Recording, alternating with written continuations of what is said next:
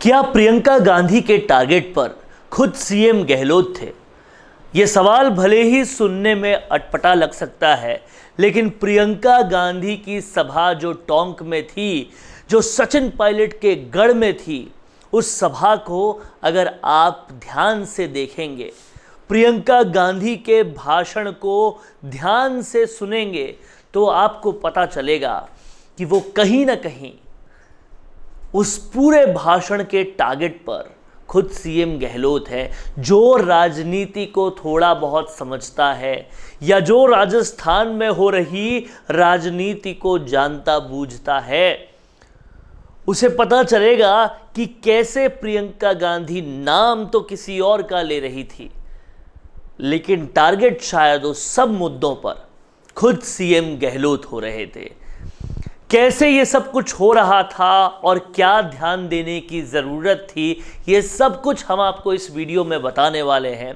लेकिन इसके लिए इस वीडियो को आप आखिर तक ज़रूर देखिएगा। और आपने अगर अभी तक राजस्थान संवाद को सब्सक्राइब नहीं किया है तो तुरंत कर लीजिए, क्योंकि यहाँ जो एनालिसिस आपको देखने को मिलता है, परत के नीचे की परत, पर्दे का पीछे का पर्दा, और खबर को उस तरह से ब्रेक डाउन करके समझाना कि आपको हर खबर की बारीकी समझ में आए, वो सिर्फ राजस्थान संवाद में मिलता है।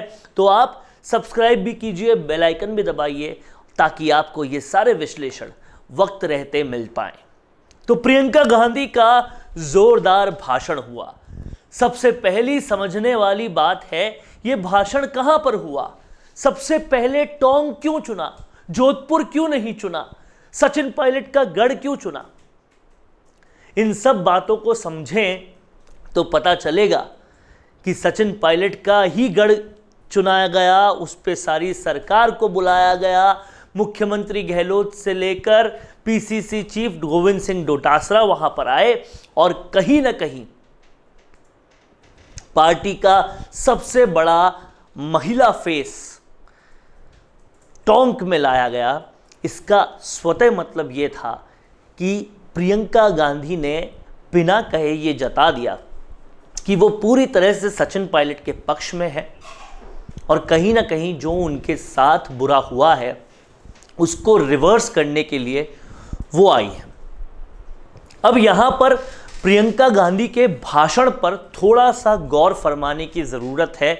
मैं आपको उनके भाषण की वो बातें और उन बातों पर किस तरीके से सीएम गहलोत को ही टारगेट किया जा रहा है ये मैं समझाऊंगा। नाम उन्होंने भले ही नरेंद्र मोदी का लिया है, लेकिन जो समझता है राजस्थान की राजनीति को वो समझ जाएगा कि यहां पर टारगेट कौन है। प्रियंका गांधी ने अपने भाषण के दौरान कहा कि कुछ लोग हैं जो केवल सत्ता की कुर्सी पे काबिज रहने के लिए सब कुछ कर सकते हैं, पब्लिक को भी पूरी तरह से दांव पे लगा सकते हैं, लेकिन बस कुर्सी पर काबिज रहना है। जब सरकार का ध्यान सिर्फ सत्ता में रहने के लिए रहता है, जब उनकी पूरी जितने भी उनके प्रयास हैं इसी में रहते हैं कि हम किस तरह से इस कुर्सी पे बैठे रहें, तो वो आपकी भलाई नहीं देखते, आपको भूल जाते हैं।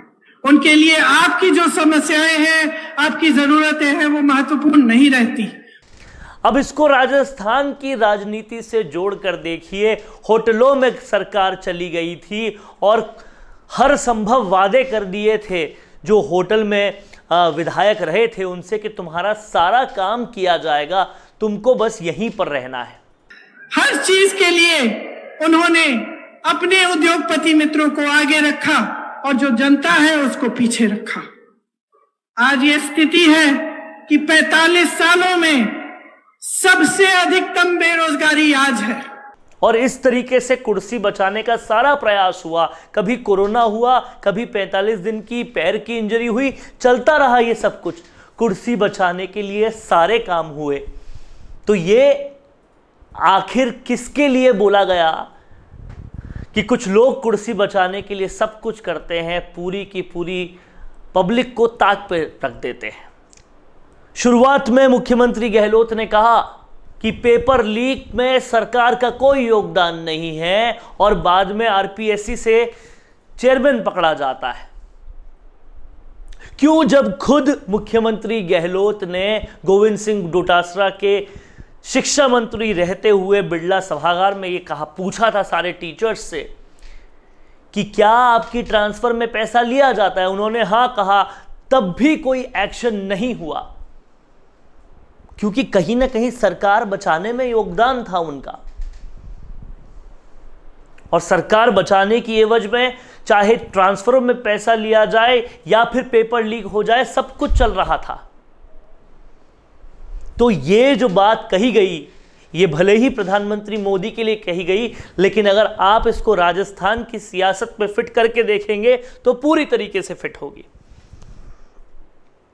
त्राहिमाम करते रहे वो सारे लोग जिन्होंने पूरी प्रिपरेशन कर रखी थी सरकारी परीक्षा में बैठकर सरकारी नौकरी पाने की, लेकिन फिर पेपर लीक हो जाता है। एक बार नहीं, 17 बार हो जाता है।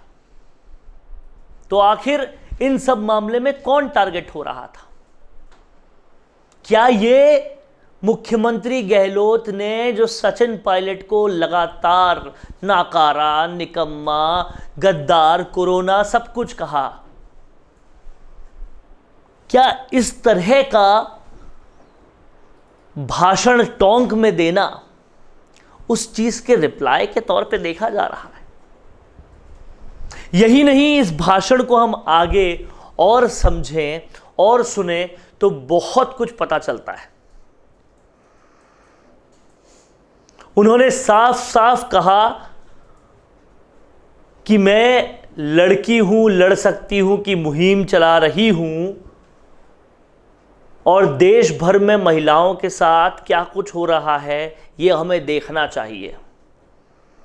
राजस्थान में क्या कुछ हो रहा है ये भी देखना चाहिए। और इस टोंक की विजिट से कुछ ही दिन पहले उन्होंने अलवर में हुई घटना के लिए मुख्यमंत्री गहलोत को फोन करके चेताया था कि लॉ एंड ऑर्डर की स्थिति को सुधारना पड़ेगा।